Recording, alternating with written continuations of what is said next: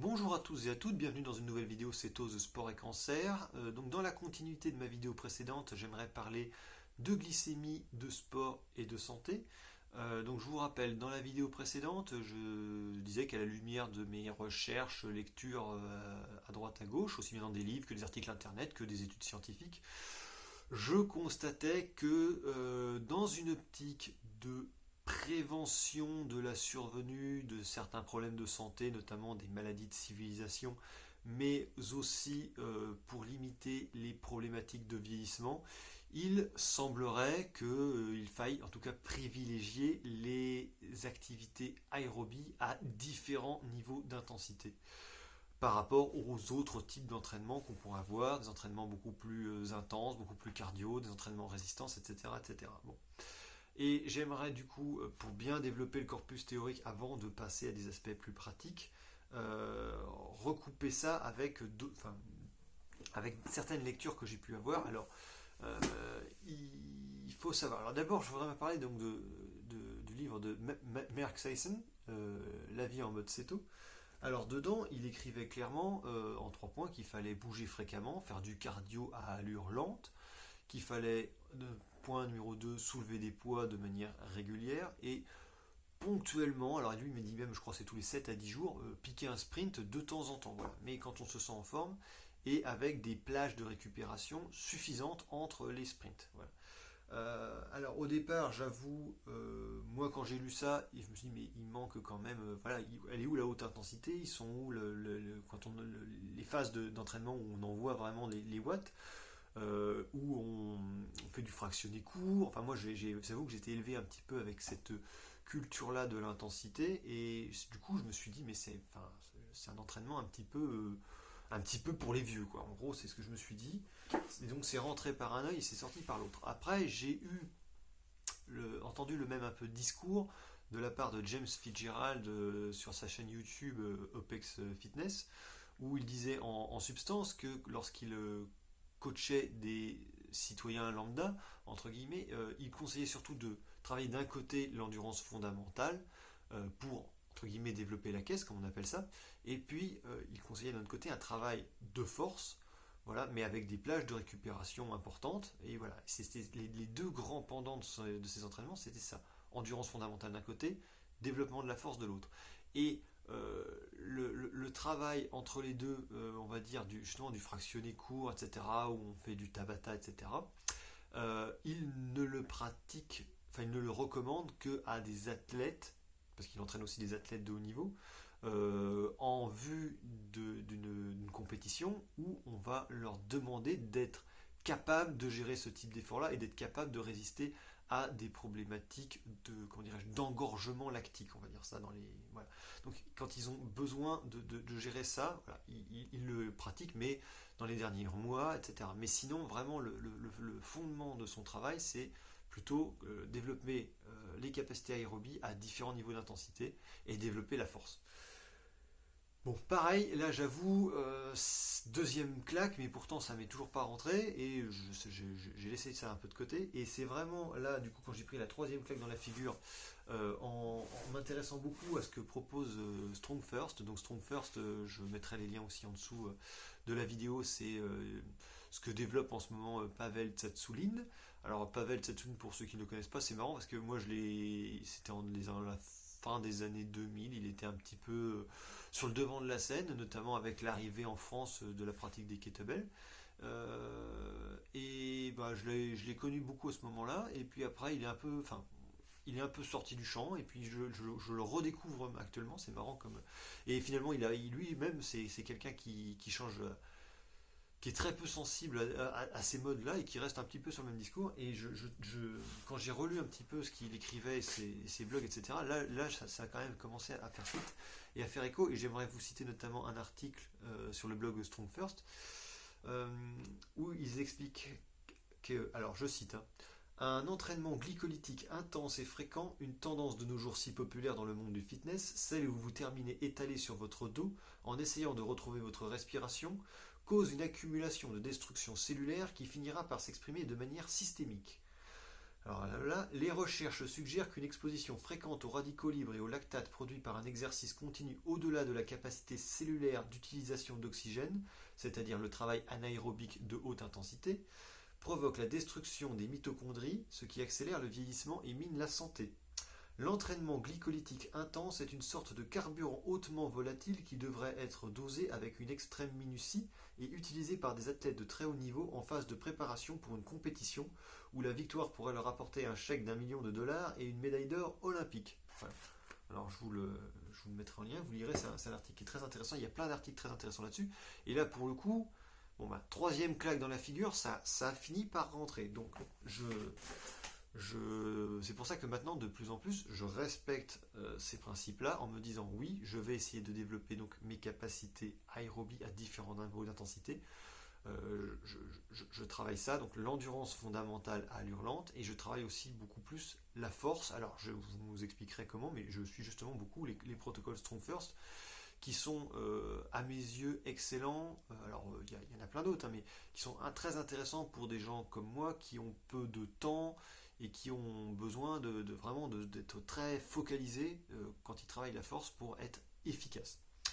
Voilà. Et donc, ce que j'aimerais illustrer ça en reposant ça bien dans un contexte un peu physiologique. Alors, je vais prendre l'exemple des fibres musculaires, parce que c'est un exemple que tout le monde a à peu près à l'esprit.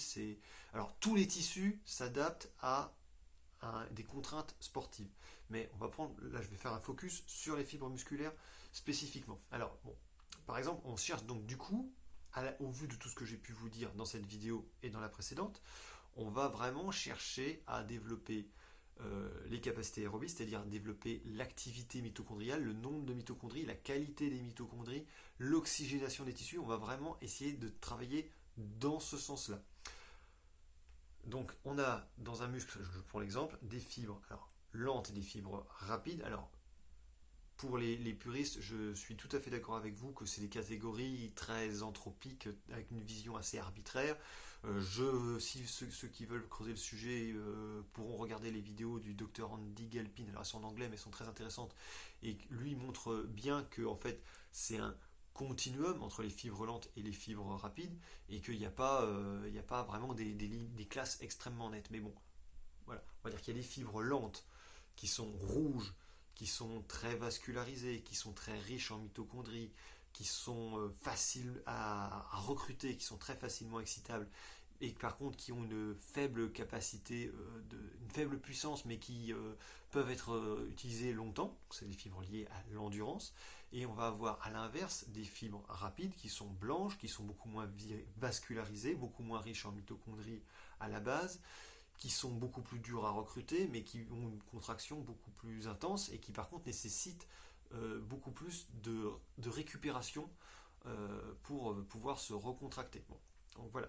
Et quand vous avez ça à l'esprit, c'est-à-dire que vu que nous on va chercher à solliciter l'ensemble de ces fibres à travers nos entraînements pour développer leur capacité mitochondriale et leur capacité à utiliser l'oxygène, il va falloir effectivement avoir, on va dire, deux grands types d'entraînement. Des entraînements d'endurance fondamentale où on va faire beaucoup de mouvements mais à une allure lente, ce qui va permettre de recruter, stimuler efficacement les fibres lentes associées à l'endurance, parce qu'elles vont avoir besoin justement d'un stimulus assez continu et sur une longue durée pour pouvoir s'exprimer pleinement et justement un petit peu les pousser à la limite et développer ces capacités-là chez ces fibres-là. À l'inverse, le problème c'est que quand on fait ce travail-là d'endurance fondamentale, on ne sollicite pas, le recrutement nerveux n'est pas suffisant pour aller solliciter les fibres rapides, donc on va devoir d'un autre côté compléter avec un travail de force où on va aller vraiment exciter ces fibres rapides. Donc on va rester à un seuil, on va dire aérobie, on va pas commencer à les pousser trop loin ou avec une accumulation alors pas de déchets, il faut pas dire ça, mais de produits lactiques qui sont plutôt néfastes justement au développement des capacités mitochondriales et d'oxygénation qu'on cherche à développer. On va rester à faire un effort assez intense, mais je veux dire voilà 20-30 secondes, un truc comme ça, et après prendre des plages de récupération suffisantes pour que ça redescende et qu'on puisse les ressolliciter à nouveau. Donc voilà, deux entraînements assez différents, mais qui ont le même objectif de développement de certaines capacités.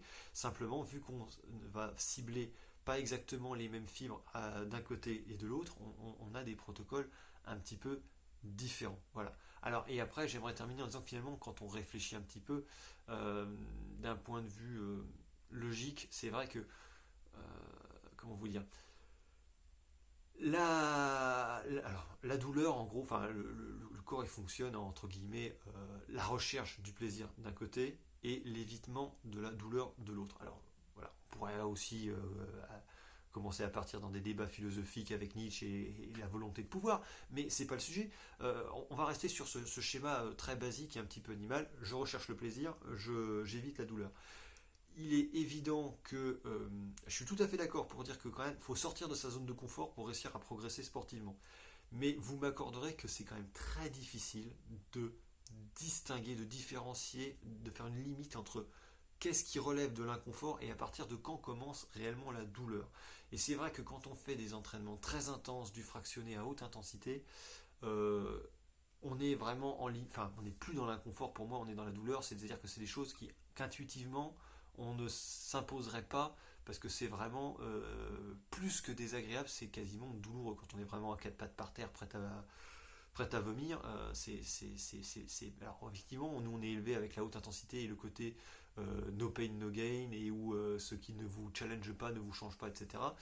Mais de plus en plus, je me dis que finalement ce signal de douleur, d'inconfort, on va dire très important, c'est peut-être le signal qu'on ne va pas dans la bonne direction et qu'on est en train d'abîmer le corps plus qu'autre chose.